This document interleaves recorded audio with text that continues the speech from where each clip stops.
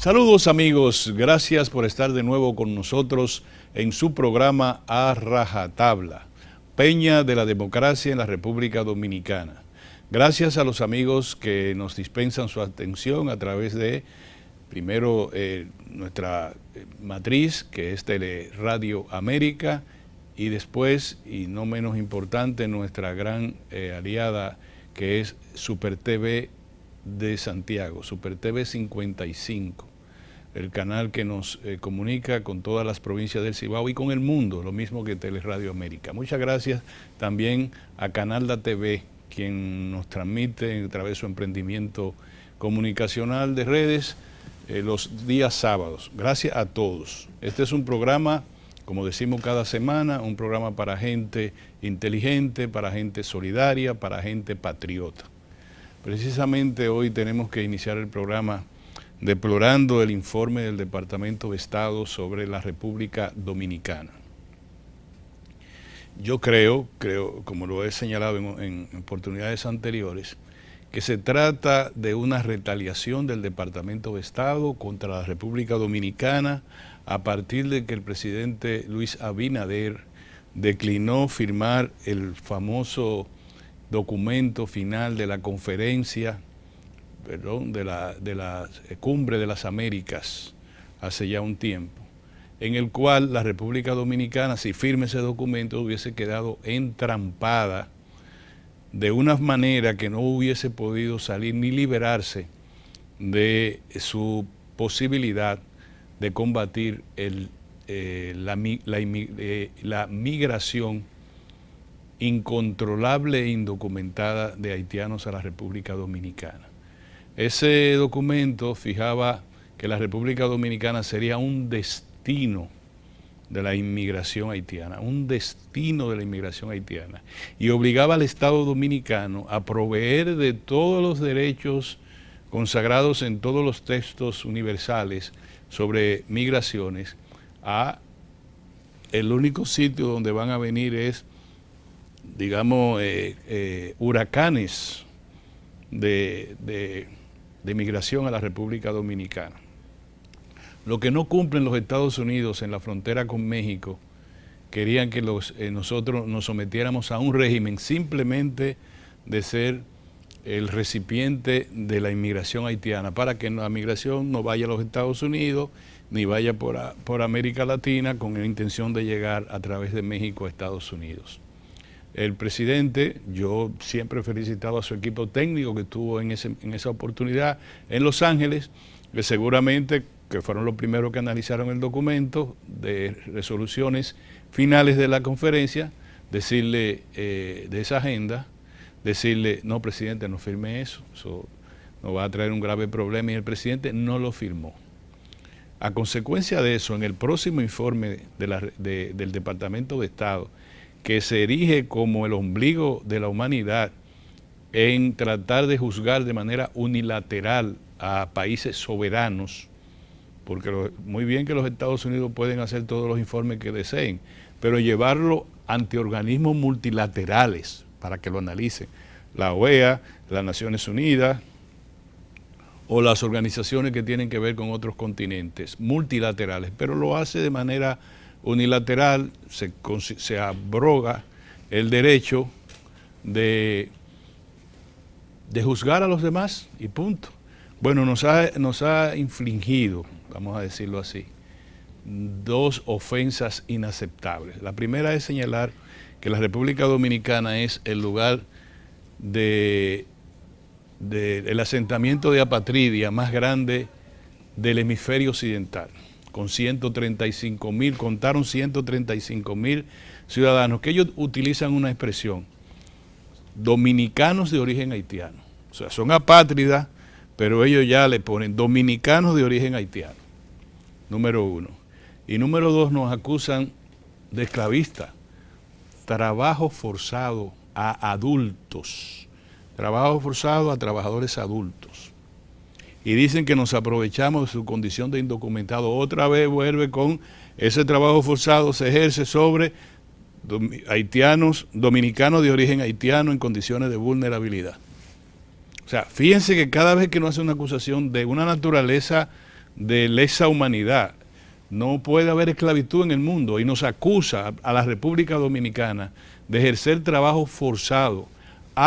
Lo señala, construye la literatura de ese inefable documento diciendo que ese trabajo forzado va dirigido contra personas adultas que son dominicanos de origen haitiano en condiciones de vulnerabilidad. Fíjense. Luego, como si fuera poco, como que todavía no hay mucho, nos dice, ustedes también promueven el trabajo infantil. Y para que todavía quede poco, bueno, pues miren, ustedes también promueven la prostitución, la trata de blancas relacionada con la prostitución.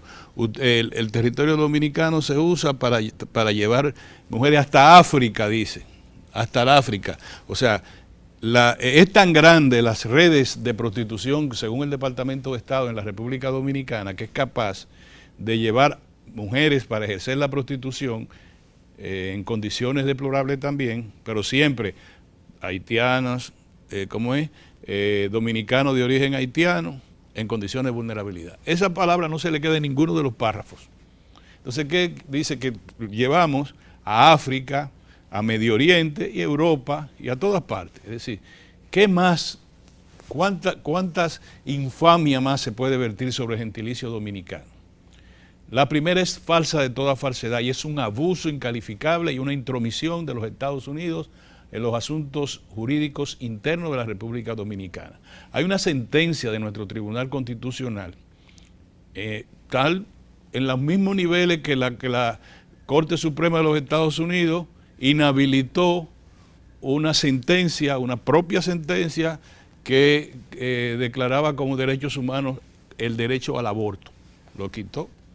En Estados Unidos no se murió nadie. Bueno, nuestro Tribunal Constitucional determinó que desde 1929 hasta nuestros días, el constituyente dominicano ha sido constante en señalar que la figura del jus sanguinis, es decir, el derecho de sangre, está por encima de la figura del jus solis, es decir, el derecho de suelo.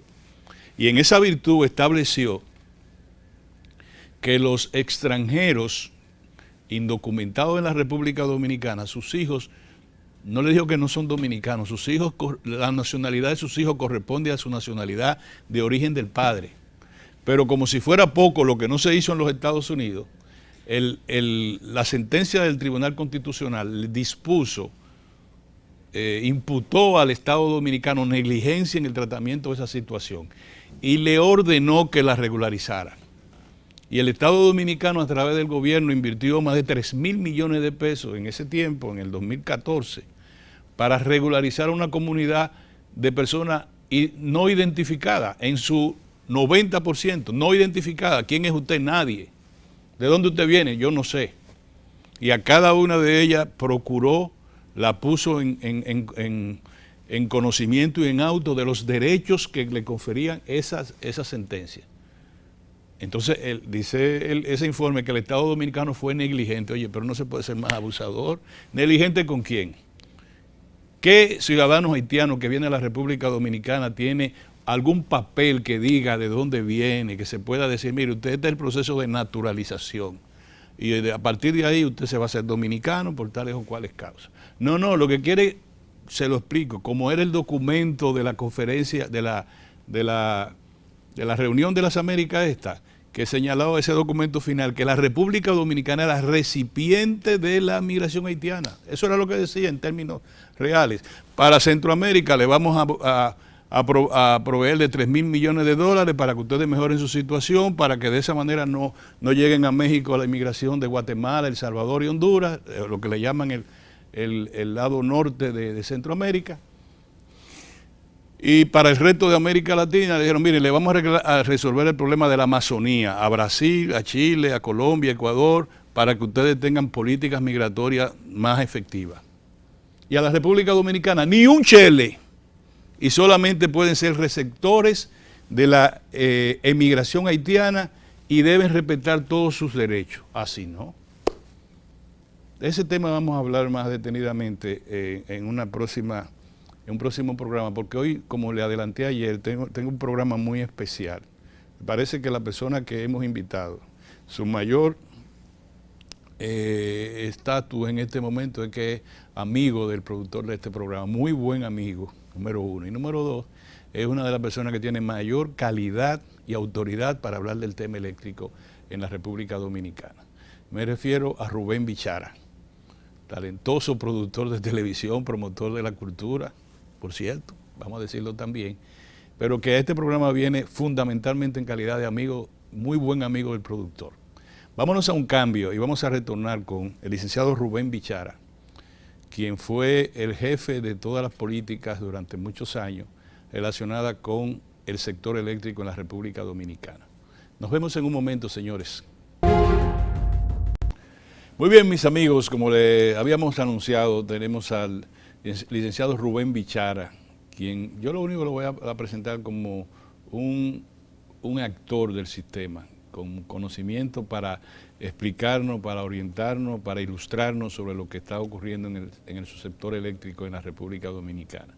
Pero antes yo quiero agradecer a Super TV 55 en Santiago, que nos honra con producir, retransmitir este programa, y también a Canalda TV, emprendimiento tecnológico digital que también nos retransmite. Muchas gracias a ellos y obviamente a Teleradio América y a los distintos mecanismos que tenemos en las redes sociales en la República Dominicana. Gracias a todos por estar con nosotros, a nuestra comunidad dominicana residente en los Estados Unidos.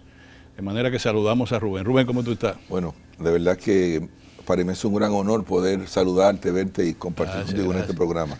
Gracias por la invitación. Ahora me acuerdo yo que tú eras el director de Edesur. Te lo digo por un favor que le hiciste a una comunidad de San Cristóbal, la comunidad de Los Hoyos, que no tenía luz, y yo te pedí y tú lo hiciste. Eso fue 2004. En el 2004, o sea, exacto. 2004. Esa gente tiene entonces se llenó todo el sector ahí de gente que fueron detrás de la luz como las hormigas, detrás de la luz. Y en ese tiempo tú eras director de Edesur. De Edesur. Y también tenía, en ese año, Edenorte dependía de Edesur porque no existía como empresa todavía, o sea, tenía tanto sur como norte. Tú sobreviviste ahí, eso me imagino, porque Edesur nunca ha tenido, siempre ha estado en el terreno del déficit. Bueno, tú sabes que justamente en términos relativos es el único año que Edesur ha tenido beneficios financieros, donde pudo cerrar con un saldo positivo como empresa. Y eso estuvo, digamos, alimentado básicamente por la apreciación del peso, porque hubo una disminución en la tasa del dólar. Sí. Sabes que el sector eléctrico se endeuda en dólares, pero cobra en pesos. La tasa de cambio es vital para la estabilidad del sector.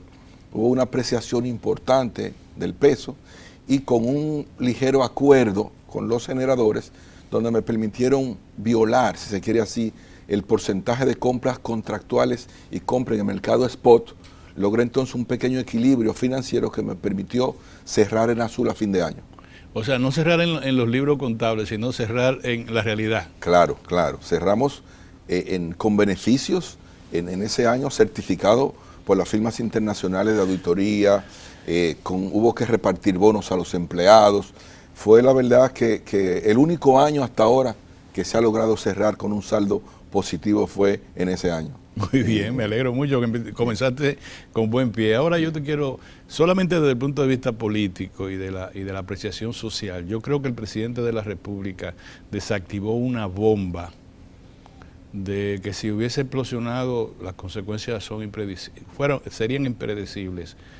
En Puerto Rico se está ahora mismo movilizando a la gente contra el aumento de la tarifa eléctrica. En Panamá, y por donde explote la bomba en una crisis, que hay una crisis fuerte económica, que es una crisis social, o sea, se iría a una crisis social y terminaría en una crisis política, porque es nada más que explote algo. En América Latina completo, si tú quieres te puedo señalar Colombia, Ecuador, Guatemala, Honduras, el propio Salvador, Chile, y ahora Puerto Rico, que está en esa situación, Panamá. Es decir, no es que nosotros estamos descubriendo América, es que la situación está muy difícil.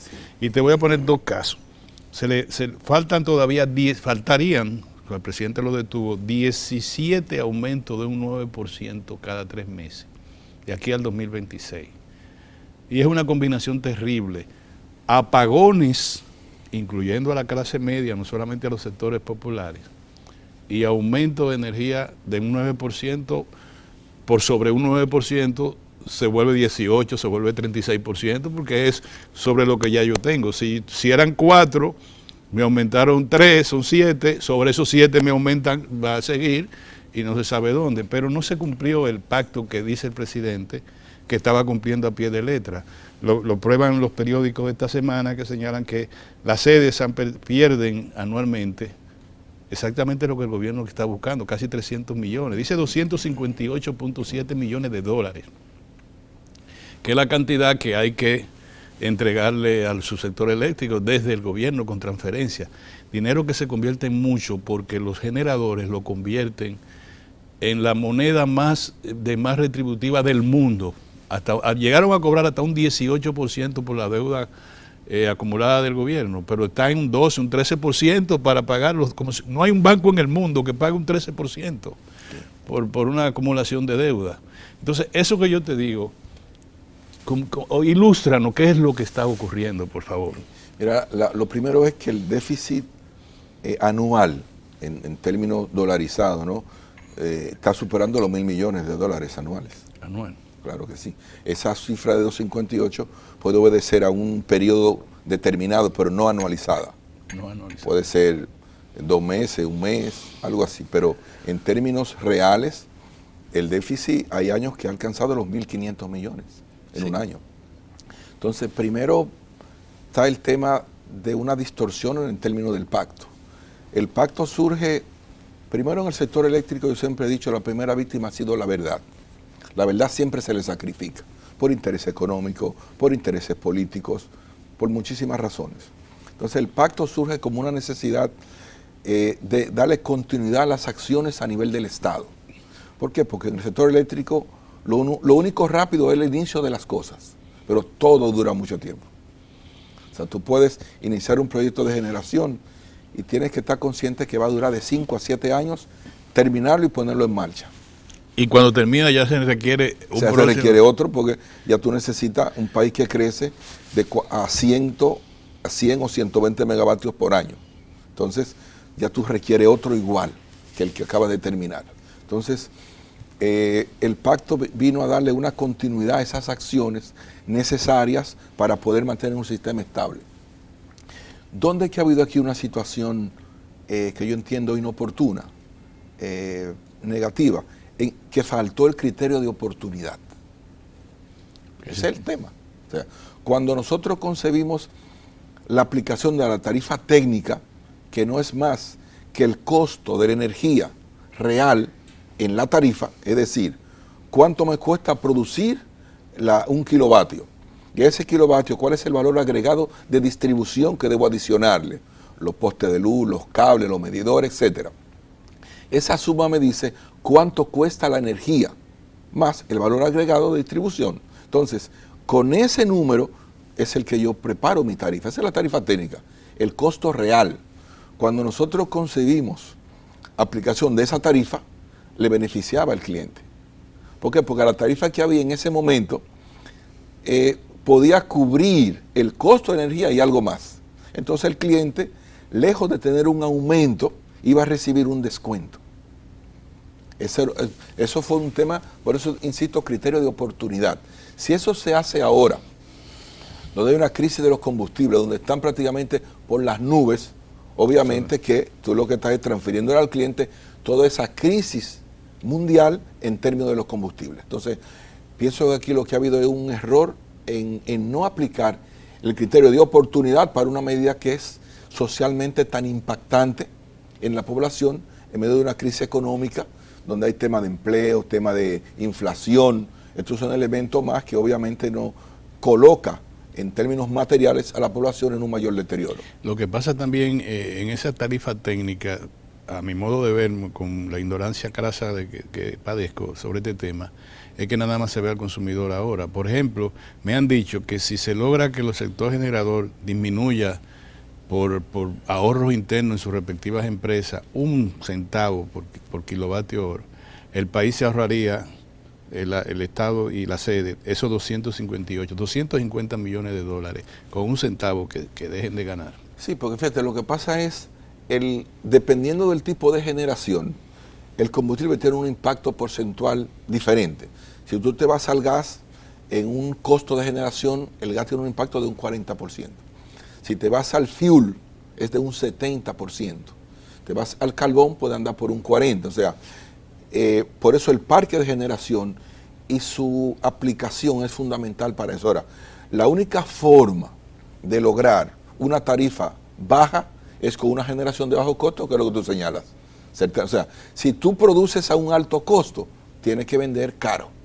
No puedes vender barato, porque por eso es que nosotros impulsamos una ampliación del parque de generación con precios sostenibles y suficientes. Sí, pero hay una cosa ahí. ¿Cómo recoger las prácticas desleales empresariales que acogota también a la industria eléctrica, a la industria de generación eléctrica? Eso de que tú generas tú haces un contrato por capacidad que tú tienes de generar potencia y no por lo que tú le entregas al mercado. Caso de Coyentri, caso de, ¿cómo se llama la de Puerto Plata, la antigua? Smith & Nephew. Sí, la Smith, San Felipe se llama. Sí, ahora. te dice, yo tengo 180, yo tengo capacidad para 185 megas, pero yo no te voy a poder entregar nunca, ni siquiera 100, pero tú tienes que pagarme por 185 porque mi costo bancario y el préstamo que hice para esto, tú te comprometiste a pagarlo conmigo, entonces tú tienes que facturarme como si yo te entregara 185 megas. Y la otra te dice, yo tengo un costo muy grande porque mis plantas son plantas que generan con furor. Y entonces, si tú quieres que yo encienda, te sale más caro. Págame casi $5 millones mensuales apagada, porque si enciendo te va mal. Pero vete, ahí hay dos cosas. ahí hay dos cosas que sería bueno, porque Sí, rápidamente sí. para que Ilustra. la primera es, digamos, cuando tú, vamos a suponer que tú eres un generador, ¿verdad? Sí.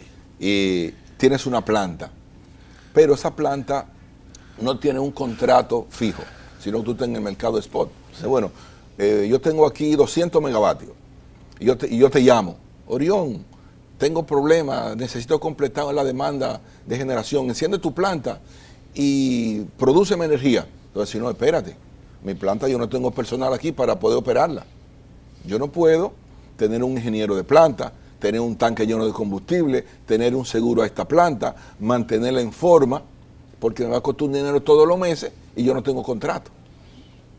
Ahora, si tú me contratas mi capacidad, yo te la tengo lista para cuando tú la necesites. Entonces, es donde nace ese tipo de contrato. Porque si yo te necesito y te llamo, tú no te vas a gastar $500,000 todos los meses manteniendo una planta que no sabes cuándo yo la voy a utilizar. Entonces, ahí hay un tema que lo que hay es que ser... hacer una buena negociación. Es el costo de la energía fría. Claro, medir bien el nivel de riesgo o de ocurrencia para tú poder fijar un precio. Porque si tú te equivocas en medir nivel de ocurrencia o nivel de riesgo, el tipo te va a dar aquí. O sea, pero tú necesitas tener por ahí guardado un seguro que en caso de que te falte generación, ¿quién te la va a suplir? Y ese que te va a suplir tiene que estar listo. A veces para prender una planta se requieren 24 horas y para pagarla se requieren 72. ¿Entiendes? Son 4 días que tiene que pagarme. Exacto. Él no te lo podía pagar. Dice, ay, yo no te quiero, apágate. No. Si tú la pagas antes del tiempo que técnicamente está establecido, tú pones en riesgo la garantía de la planta y tienes que esperar técnicamente cuándo que la podías pagar. O encender. Cuando tú tienes, es como cuando tú coges un vehículo. Tú puedes tomar un vehículo y tú le pisas el acelerador y en segundos el millero te puede llegar a 120. Hay otro que tienes que pensarlo, sí, y vas pensando y después entonces que él te responde. La planta es por igual. Ahora, eso tiene un precio. Y la de Puerto Plata que yo te mencioné, que tú me dijiste. La de Puerto Plata es una planta que genera con fuel, una generación muy costosa, es la que era la antigua de Miss San Aaron, que ahora pasó a ser San Felipe, y tiene un proceso de conversión a gas, por lo menos... Pero cuando fue contratada es como yo te dije. Es probable que estuviese contratada por capacidad instalada. Eso. Que es eso, es tú tener un seguro ahí para si tú requieres que esté listo para ti. Es como tú dices, bueno, yo voy a buscar un vehículo en un dealer, en un rencar. Yo no lo voy a usar, pero lo tengo en el garaje. Bueno, si tú lo tienes en el garaje, aunque no lo uses, tienes que pagarle algo porque está ahí esperándote a ti. Entonces, pero lo que hay que ser ahí muy inteligente, y prepararse bien para una negociación así. Pero Mira, efectivamente a veces se necesita. Mira, Rubén, la desgracia, en esto sí te pido que reflexiones, la desgracia que nosotros tenemos. Aparentemente estamos contentos porque no se va a aplicar ese aumento. De hecho, si se aplica la Plaza de la Bandera, hay que buscar 3 plazas de la bandera, si se hubiese mantenido ese aumento. Sin embargo, se le ha dejado de dar quimioterapia al paciente. Es decir, se paró, no va a haber una recuperación económica, el gobierno va a tener que buscarse casi $1.000 millones a fin de año. Tú sabes que eso moviliza a todo el sector bancario, estremece al mercado cambiario, quizá ahora no, que tenemos muchos dólares, pero eso pasa todos los años. Y además, en agravante de eso, el paciente enfermo de cáncer, que es todo el sistema, tiene un cáncer, ha hecho metástasis con los subsidios adicionales que tiene que poner el gobierno por el aumento de los combustibles, que el presidente lo situó en 2 par de meses en 32.000 millones de pesos que ya hemos gastado. Eso son casi 700, 800 millones de dólares. Bueno, ¿se va a morir el paciente o tú no crees? Mira, ahí primero es que el tema tarifario en lo que se ha pactado tenía varias aristas. Una era obviamente el tratar de implementar la tarifa técnica en los términos que te señalaba, los costos reales transferidos a la tarifa, pero también tenía dentro de la misma decisión la reducción de las pérdidas de energía. Esas pérdidas de energía también le serían transferidas al cliente en calidad de descuento, mínimo de un 2%. Entonces, si por un lado subía, por otro lado bajaba. Entonces tú tenías como un neteo de ambos números y el cliente no necesariamente iba a ser afectado. Entonces, lo que ha faltado es una aplicación total de lo que se aprobó. Entonces, obviamente se está en un escenario donde hay una crisis de combustible a nivel mundial y hay que buscar medidas adicionales, extraordinarias, para paliar eso. Entonces hay que sentarse. Una opción podría ser el gran aporte de Punta Catalina, tratar de comprar un carbón a los precios más razonables posibles, retomar las licitaciones que aseguraban un carbón de bajo costo y también ver si en una medida extraordinaria Catalina tiene que verse forzada a vender a costo de generación, pura y simplemente, sin un valor agregado como empresa. Eso significaría bajar automáticamente el cálculo de la tarifa técnica a nivel general. Entonces, hay muchos elementos que podrían considerarse momentáneos, coyunturales, hasta que esta situación se pueda controlar. Eso es bueno. Vamos a seguir sobre el tema y también vamos a tratar a ver si nos da el tiempo para algo político. Sin embargo, al retorno yo le voy a preguntar a Rubén si el Partido de la Liberación Dominicana está dispuesto a volver a la mesa del Consejo Económico y Social para rediscutir el pacto eléctrico como lo ha pedido el presidente Luis Abinader. Vámonos a un cambio, señores. Vamos a retornar casi de inmediato. Bueno, mis amigos, gracias a las 14 provincias del Cibao que nos constantemente tenemos una gran representación de amigos televidentes que nos comentan este programa a través de las redes, se lo agradecemos mucho. Y gracias también a la comunidad dominicana en los Estados Unidos y en Europa, me mandan fotos del programa. Gracias, las redes ahora sí no se puede hacer nada, porque inmediatamente lo sabe todo el mundo, así que tenemos que actuar bien porque estamos interconectados. Esta es la aldea global, estamos hablando a un dominicano que está en Alemania, en Düsseldorf, por cierto que tengo amigos ahí, o en Corea del Sur. Así es la vida, así como puede el egoísmo. Pues muchas gracias a todos, estamos en su programa Rajatabla. Yo le dije a ustedes antes de irnos a la pausa que le iba a preguntar a Rubén sobre si el Partido de la Liberación Dominicana estaría disponible en estos tiempos de campaña electoral a sentarse en la mesa del Consejo Económico y Social a discutir la readecuación del pacto eléctrico. Mira, yo pienso que las exigencias a los partidos no siempre serán iguales. Yo pienso que hay una vivencia, hay algo real sucedido que obliga a muchas cosas. El partido gobernó durante 20 años. Acumuló una experiencia fundamental en el manejo de la cosa pública. Y esa experiencia tiene que estar siempre al servicio de la población. Será una mezquindad no aportar lo que se pueda para que el país vaya mejor y el ciudadano sea menos castigado. Entonces, negarse a una discusión nunca será una conducta positiva para el partido. Ahora, lo que sí se quiere es que los acuerdos se respeten. El partido estará siempre en disposición de hacer su mayor aporte, pero sobre la base de que la población no sea sacrificada. O sea, hay que ver primero cuál es la intención que hay, y cuando eso esté claro, pues el partido pues, obviamente siempre tomará la posición que a la sociedad dominicana le sea provechosa. Ahí no hay duda alguna con eso. Mira, la economía dominicana es resiliente, eso todos no estamos de acuerdo, porque a una economía que le ingresen 32, 33 mil millones de dólares, que no fue después de la pandemia, fue mucho antes de la pandemia, que el promedio de ingreso en divisa a la República Dominicana a la economía dominicana supera los 30 mil millones. Turismo, remesa, exportaciones, inversión extranjera directa y otros renglones que llevan sobre 30 mil millones. Por eso que el Banco Central tiene 14 mil millones de dólares en reserva líquida, y por eso cambió su objetivo de controlar el mercado cambiario a controlar el nivel de inflación. Antes los bancos centrales tenemos 1 millón, 20 millones que compramos para controlar el mercado cambiario. Pero cuando sobran dólares, se fortalece el peso. Eso nos lo enseñó Juan Bosch, que decía que es como los plátanos.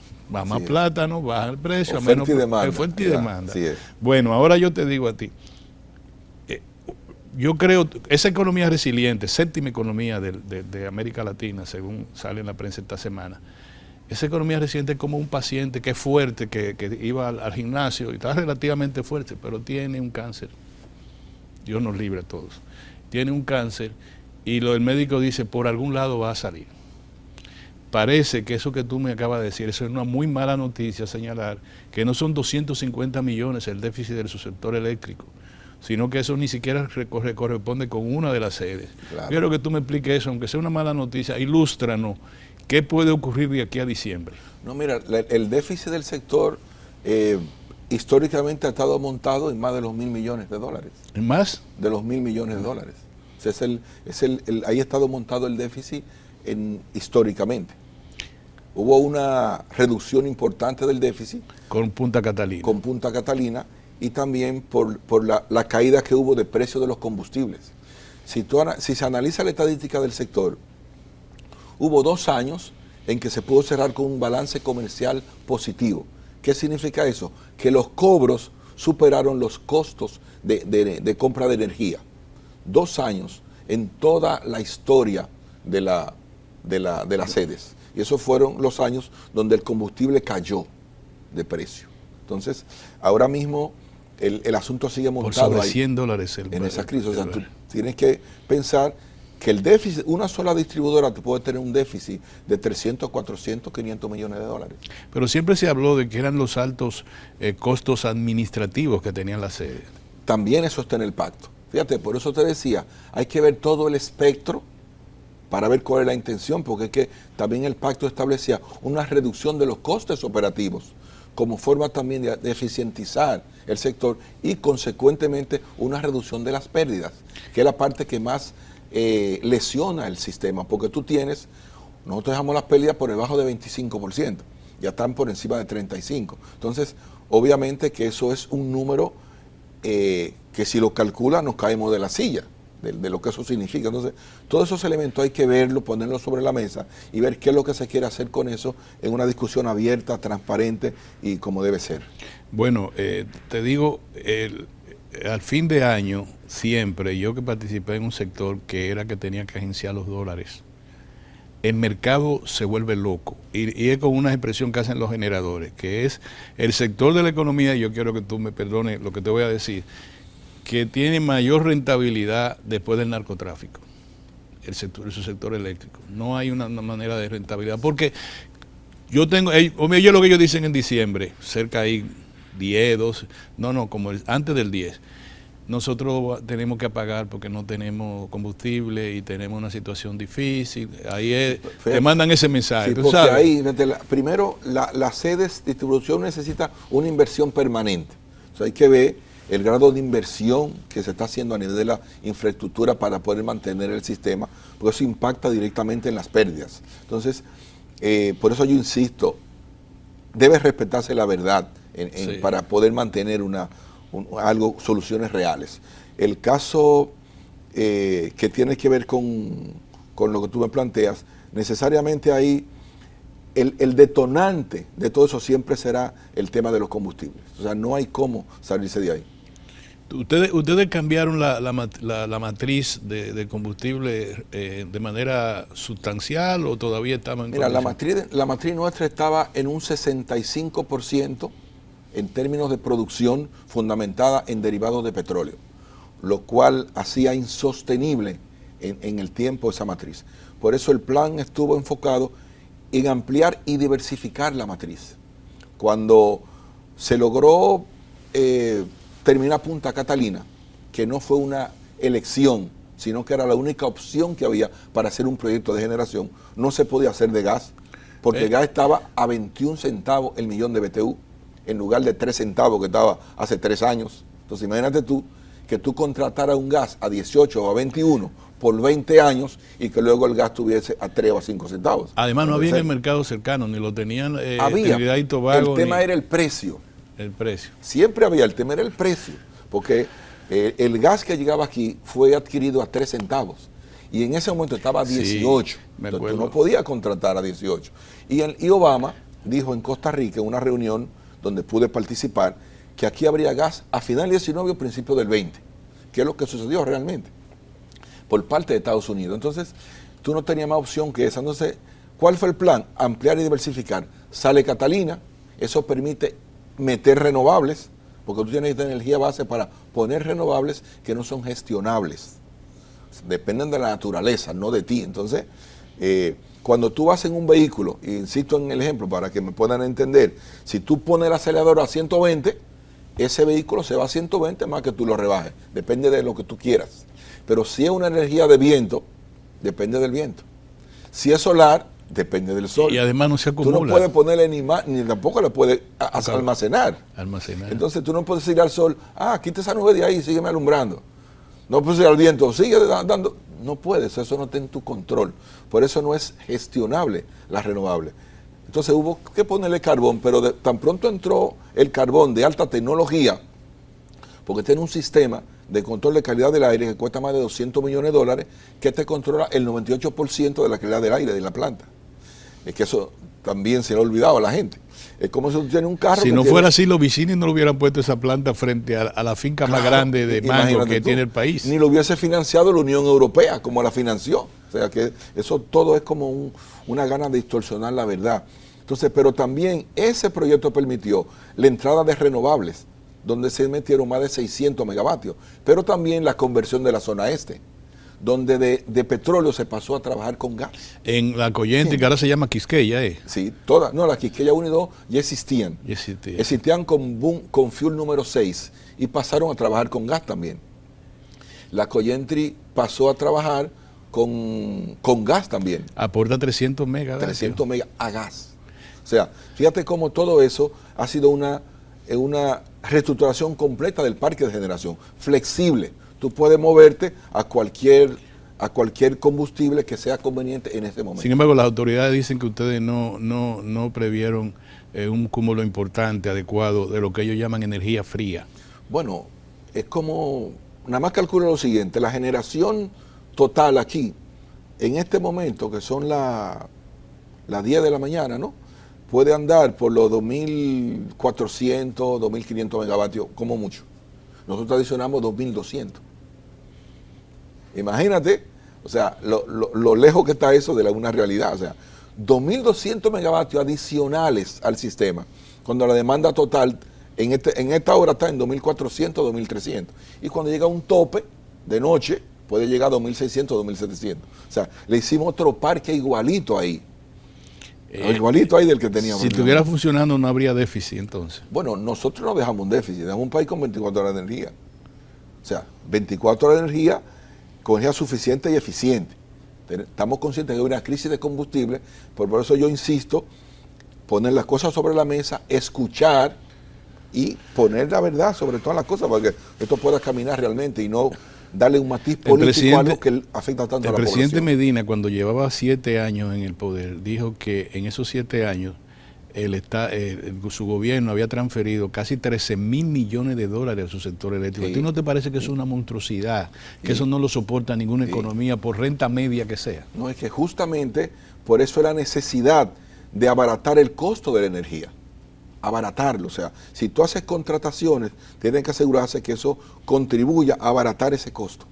Si haces contrataciones o pones energía costosa en el sistema, tú estarías entonces incrementando la tarifa y incrementando un déficit que es insostenible, porque esos recursos pueden ir destinados, obviamente, a otros sectores o conquistas que la población anhela de mucho tiempo, que son necesidades básicas.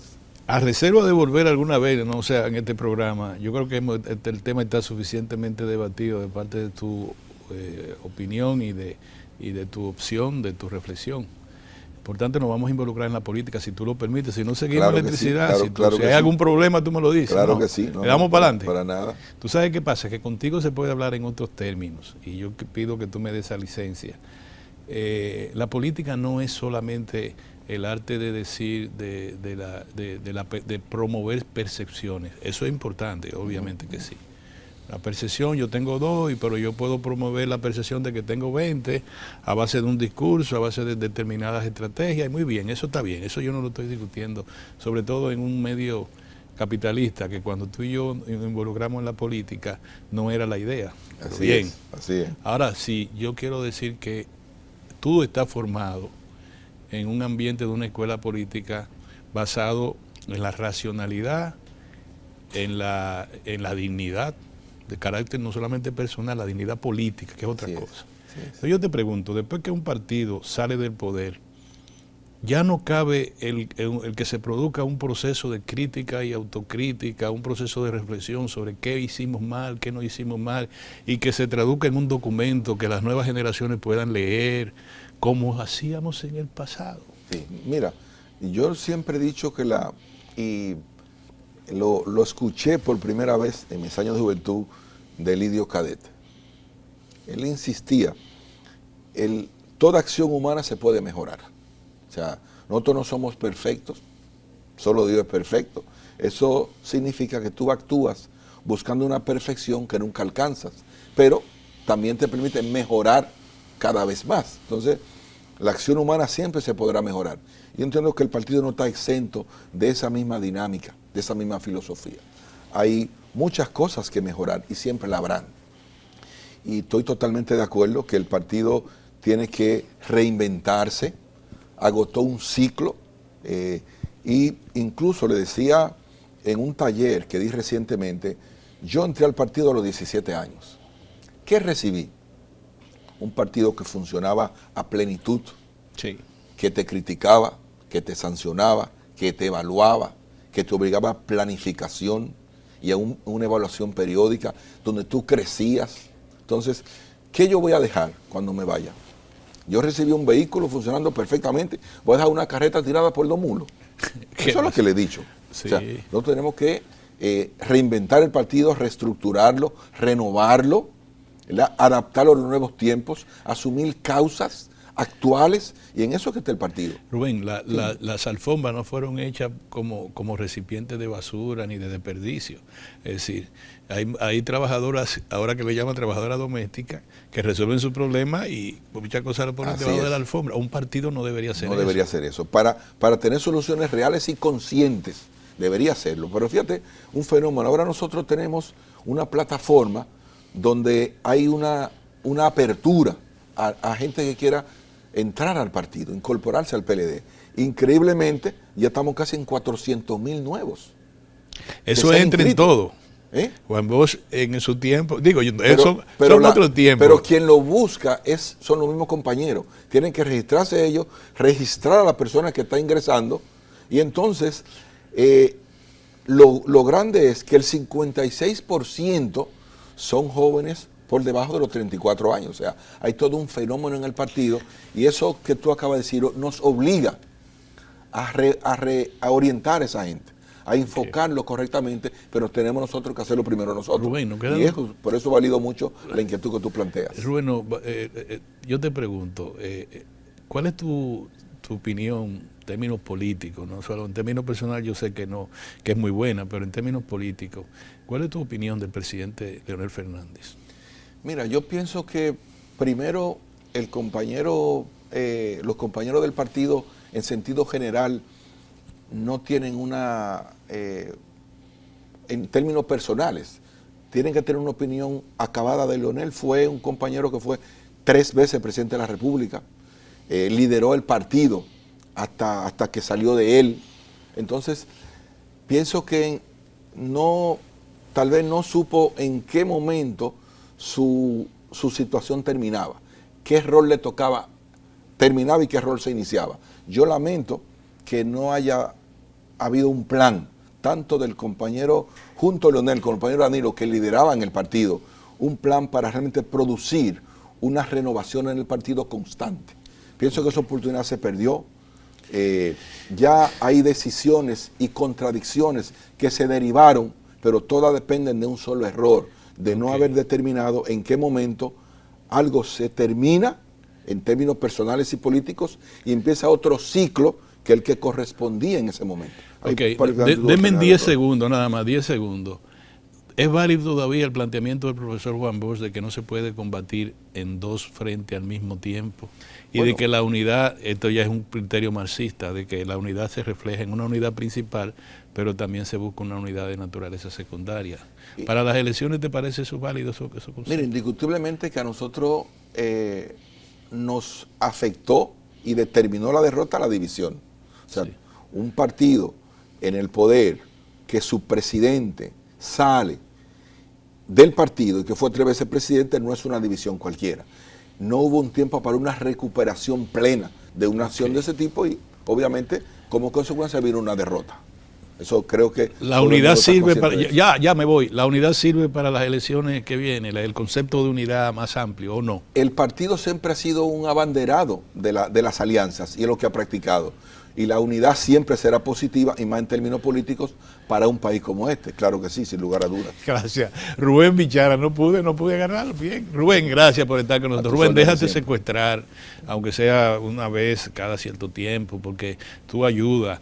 No solamente tú eres una de las voces más calificadas del Partido de la Liberación Dominicana, miembro de su comité político, y un militante desde los 17 años, no me digas tu edad, pero es mucho. Gracias, Rubén, por estar con nosotros. A ustedes, mis amigos, gracias por este programa a rajatabla que volverá con Dios delante, la gracia de Dios, la próxima semana. Nos vemos, señores.